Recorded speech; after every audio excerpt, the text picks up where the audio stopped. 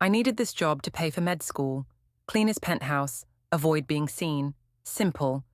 Until the day he came home early and mistook me for a guest. One conversation turned into secret friendship, then something more. If he discovered my lie, I'd lose everything. If you've ever kept a secret to protect something important, hit the like button right now. And stick around to the end to find out if love can survive when it's built on a lie. I never planned to lie to anyone, especially not someone I'd end up falling for. But life has a way of painting you into corners you never saw coming. 3 years into med school, my student loans were drowning me, and my mum's health was getting worse. The part-time barista gig wasn't cutting it anymore. That's when my roommate Zoe mentioned this cleaning service that catered exclusively to the ultra-wealthy. The pay is insane, she said, because these people will do anything to maintain their privacy. When I got the call for an interview, I didn't expect to be signing an NDA before even hearing the job description. This position is for Mr. James Westbrook's penthouse, the agency manager explained. He's rarely home due to his travel schedule. The most important rule, complete invisibility. You'll receive his schedule daily. You are never, under any circumstances, to be seen or heard on the property. I still remember the first time I stepped into his penthouse on the 58th floor. The elevator opened directly into a space that made me feel like I'd walked into a different world. Floor-to-ceiling windows framed the city like a living painting. Everything was minimal, expensive, and meticulously placed. I was afraid to touch anything at first. Over the weeks, I found myself learning about James through his possessions. His bookshelf wasn't just for show. Dog-eared pages and notes in margins told me he actually read them. The piano wasn't perfectly polished, but worn where fingers had played the same keys repeatedly. His refrigerator was barely stocked, just cold brew coffee and takeout containers. I started noticing things. The single photo on his desk of an older woman who shared his eyes, the way he'd leave his shoes perfectly aligned by the door. I followed the rules religiously. In at 10 a.m., out by 2 p.m. Check the schedule 3 times to ensure he wouldn't return unexpectedly. Leave everything spotless, but exactly where it was. Never move his work papers, never answer the house phone. For 3 months, I was a ghost in his life, and he was becoming strangely real in mine. I was making enough money to help my mum and keep up with tuition, and that's all that mattered. Until the day everything changed, the day I heard the elevator doors open 4 hours ahead of schedule. When I heard the elevator doors slide open, my heart stopped. I was halfway through dusting his collection of vintage vinyl records, something I took extra care with because I could tell they meant something to him. The cleaning cart was in plain view. There was nowhere to hide in the open-concept living space. I froze as his footsteps approached. James Westbrook was supposed to be in Tokyo until tomorrow. That's what the schedule said. That's what I had triple-checked this morning. "Oh, I didn't realize anyone was here," a deep voice said from behind me. I turned slowly, clutching the duster like it might somehow protect me. There he was, the man I'd built an entire persona for in my head. Taller than I'd imagined, with tired eyes that didn't match his confident stance. He wore a casual button-down, with the sleeves rolled up, so different from the crisp suits I'd seen hanging in his closet.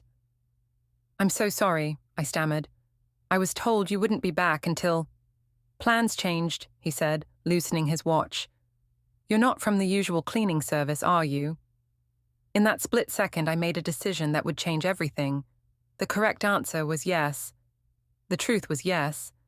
But something in his casual tone made me think he genuinely didn't know who I was or why I was there. "No, I'm Elena," I said, using my full name that nobody called me by. "I'm a friend of Mira's, from the charity gala last month." The lie tumbled out with surprising ease as I remembered the invitation I'd seen on his desk. A flash of recognition crossed his face, though I knew it was impossible. "Right, Mira." "Of course." He smiled apologetically. "I meet so many people at those things. the faces start to blur together. I should have confessed immediately, should have told him I was just the maid and would be leaving right away. Instead, I found myself engaged in a conversation about a gala I'd never attended, with people I'd never met. "Can I get you something to drink?" he asked, moving toward the kitchen. I was just about to make coffee. The jet lag is brutal. As we sat on his balcony with coffee, I had actually prepared countless times before, but never tasted. James talked about his trip, his work developing sustainable energy solutions. He asked about me, and I wove truth into fiction, my medical studies, my interest in neurology, my mother's illness. Real pieces of my life simply removed from the context of why I was actually in his home. "I should get going," I finally said after an hour had passed.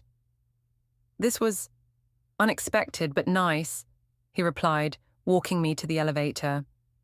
"I'm having a small gathering here next weekend. Nothing formal, you should come." As the elevator doors closed between us, I leaned against the wall, heart racing. I had just been invited, as a guest, to the home I cleaned twice a week. The home owned by a man who had no idea who I really was. For the next few weeks, I lived two completely different lives within the same four walls. Monday and Thursday mornings, I was the invisible maid, scrubbing James's bathroom and changing his sheets. Friday evenings or Sunday afternoons, I was Elena, the med student who somehow kept getting invited back. The agency nearly fired me when I requested a schedule change. "Mr. Westbrook has never altered the cleaning schedule in 3 years," my supervisor said suspiciously. I made up a story about clinical rotations. In reality, I couldn't risk cleaning on the same day I might return as a guest. I became obsessed with details. As the maid, I memorized every item's position so I could clean around them without disturbing anything. As Elena, I had to pretend I'd never seen any of it before. "What a beautiful view," I'd say, as if I hadn't spent hours staring at the same skyline while dusting his bookshelves. "I love this artwork," I'd comment, as if I hadn't carefully cleaned the frame just days earlier. The worst part, I started looking forward to being Eleanor more than being Ellie. Eleanor was confident, well-spoken, the kind of woman who belonged in a billionaire's social circle. When James introduced me to his friends at a dinner party, I felt like an actress who'd stumbled onto the wrong set. These people discussed vacation homes and investment portfolios, while I calculated whether I could afford textbooks that month. "You're different from most people I meet," James told me one night, as we shared a bottle of wine after his friends had left, the wine I had dusted that very morning. "How so?" I asked, terrified he had somehow figured out my secret. "You listen. You ask questions about things that matter." He leaned forward, his eyes searching mine. "Most people in my world just want something from me." The irony wasn't lost on me. Here I was, literally taking his money twice, once for cleaning his home and again through the dinners and events he paid for. But something else was happening too. I was getting to know the real James, not just the persona I'd constructed from his belongings. I learned he worked constantly because his father had lost everything when James was young, that his mother's photo on his desk was all he had left of her, that despite his wealth, he ate takeout because he never learned to cook after growing up poor, that he collected vinyl because music was his only escape during the hardest years. One evening, as he played piano for me, the same piano I polished every week, I nearly confessed everything. The words were on the tip of my tongue, but then his phone rang, a business emergency. As he took the call in his office, I wandered to the kitchen for water and spotted the cleaning schedule magnetized to his refrigerator. My name, my real name, Ellie Chen, was right there under cleaning service personnel.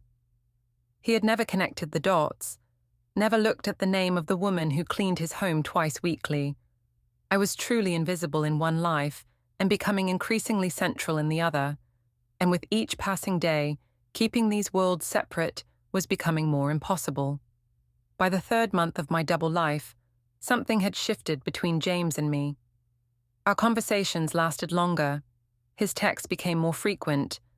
The way he looked at me had changed, like he was trying to memorize my face. "I cancelled my trip to Singapore next week," he told me one evening, as we walked along the riverfront after dinner. "I thought maybe we could go up to my lake house instead. Just the two of us." My stomach twisted with both excitement and dread. A weekend away meant no cleaning schedule to navigate, but it also meant more time to potentially slip up.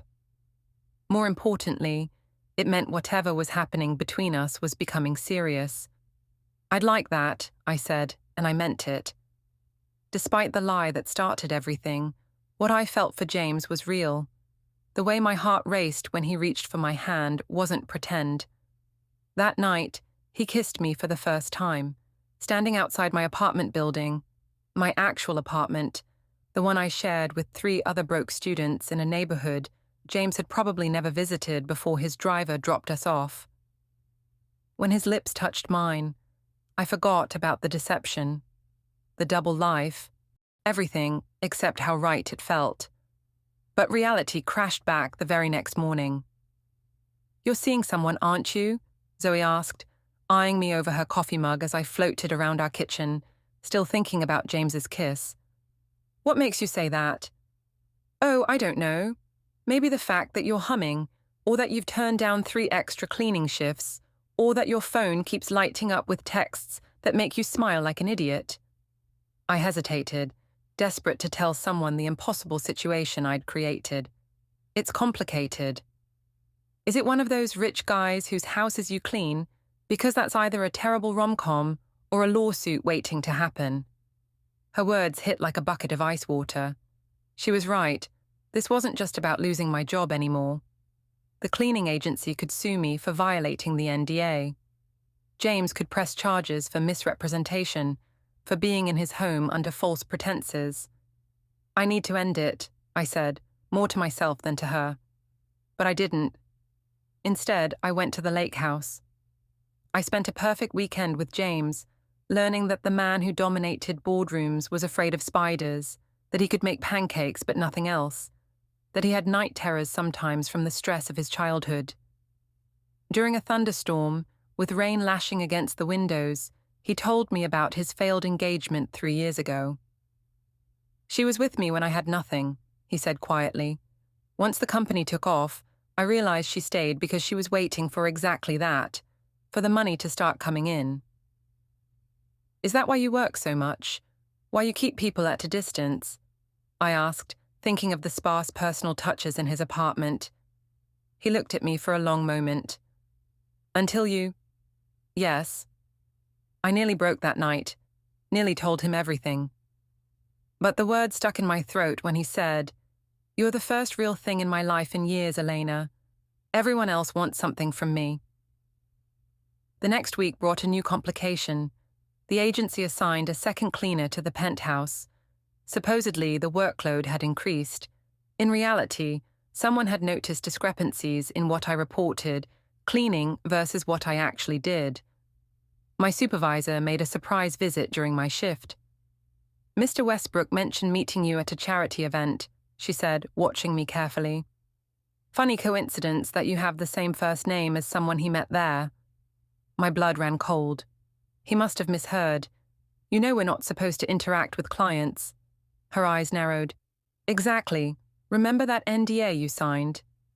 It would be unfortunate if a promising med student like yourself faced legal troubles over boundary issues."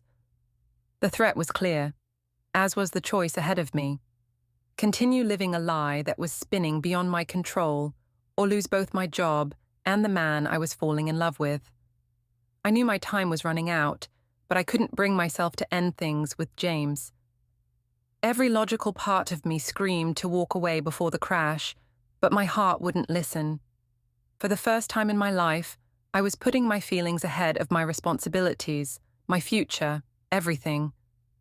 The agency reduced my cleaning schedule to once a week, always with a partner now.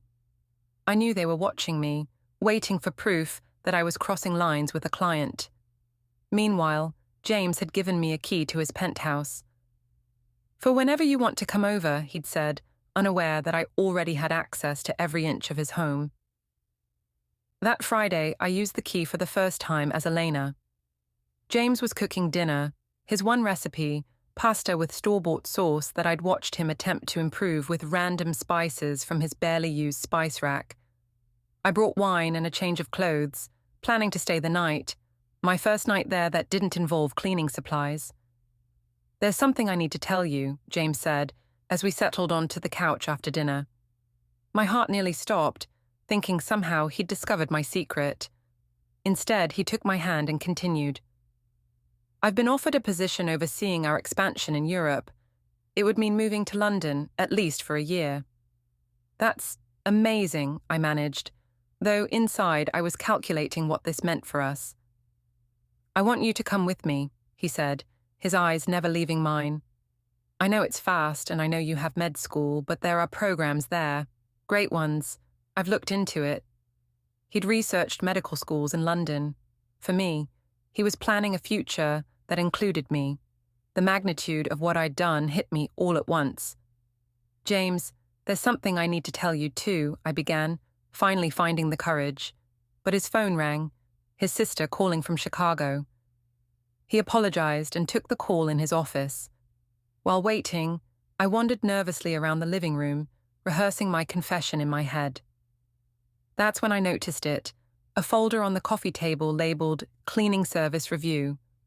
My curiosity and fear got the better of me. I opened it. Inside were photos, security camera stills showing me, as the maid, entering rooms, cleaning, and in one damning image, holding and looking at the same photo of his mother that Eleanor had asked about on our third date.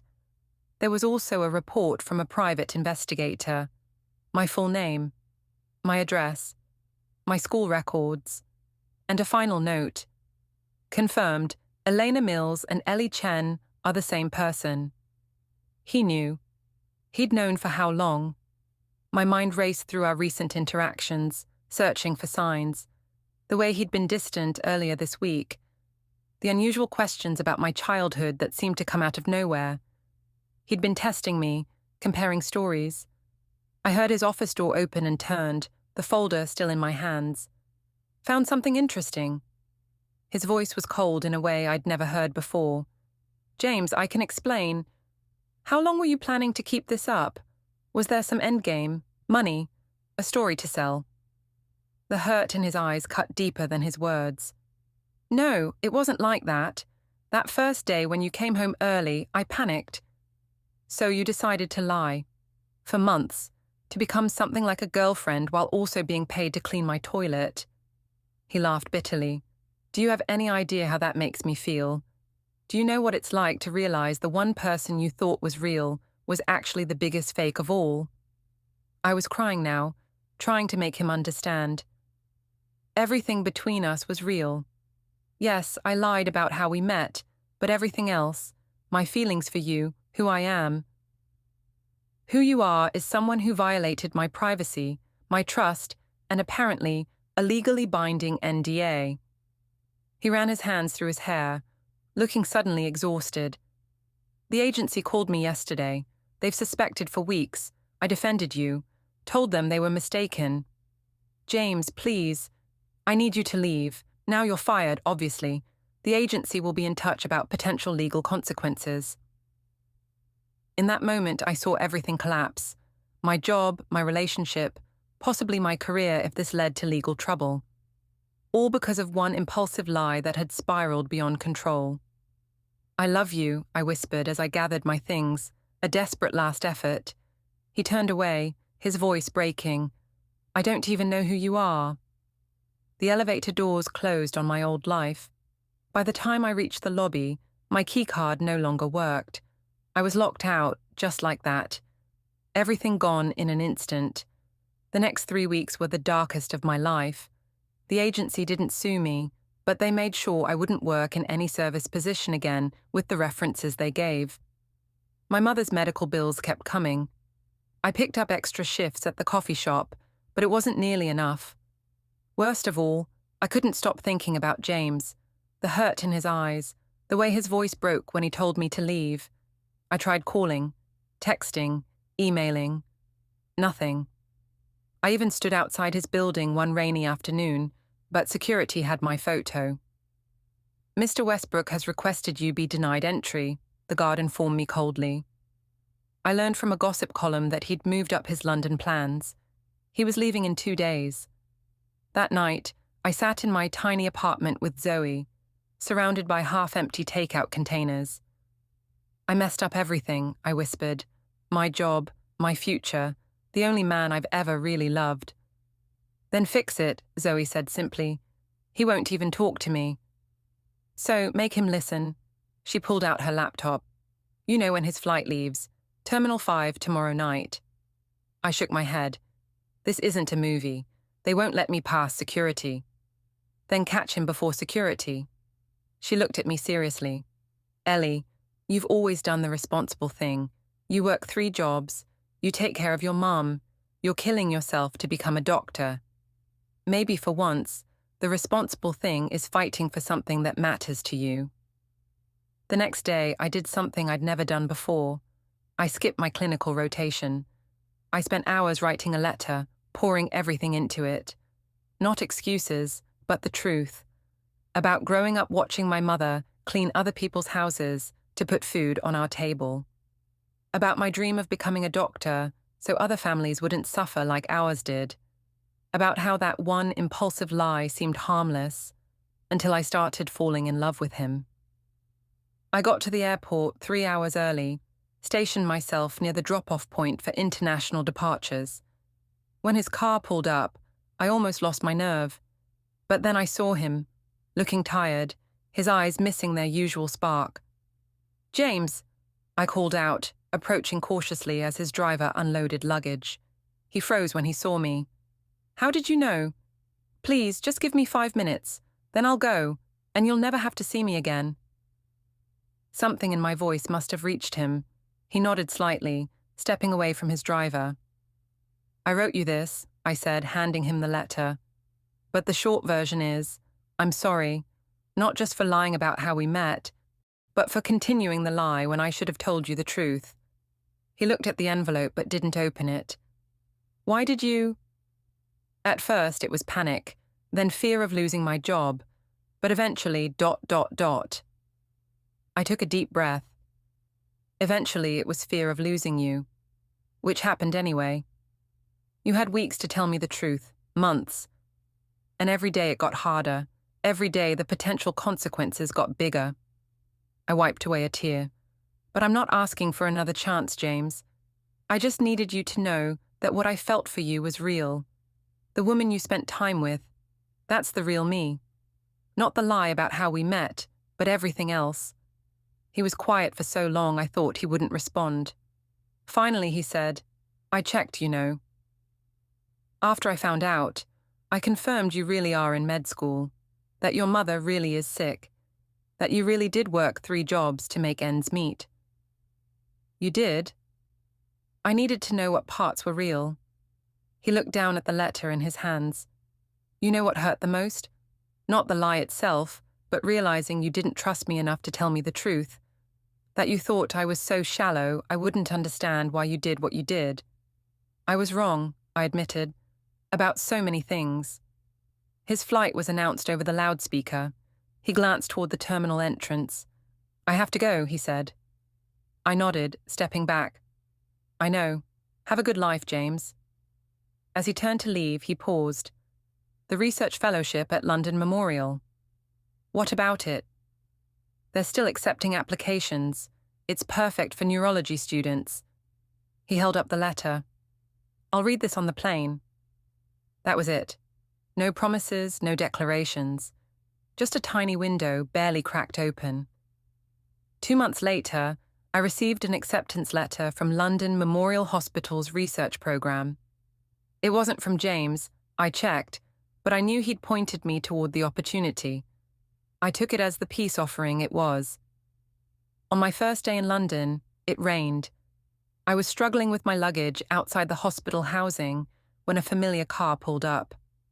"Need a ride?" James asked from the open window. I thought you'd be in meetings all day, I said, remembering the schedule I used to memorize. I moved some things around. He got out to help with my bags. I thought maybe we could get coffee. Start over. As ourselves this time. As the rain fell around us, I realized sometimes the path to the truth isn't straight. Sometimes you have to get lost before you find your way. And sometimes, just sometimes, the person you're meant to be with sees the real you, even when you're hiding. Thanks for experiencing Ellie and James's story with me. If you enjoyed this journey of secrets and second chances, subscribe for more unexpected love stories. And tell me in the comments, would you have forgiven Ellie? New story drops next Friday.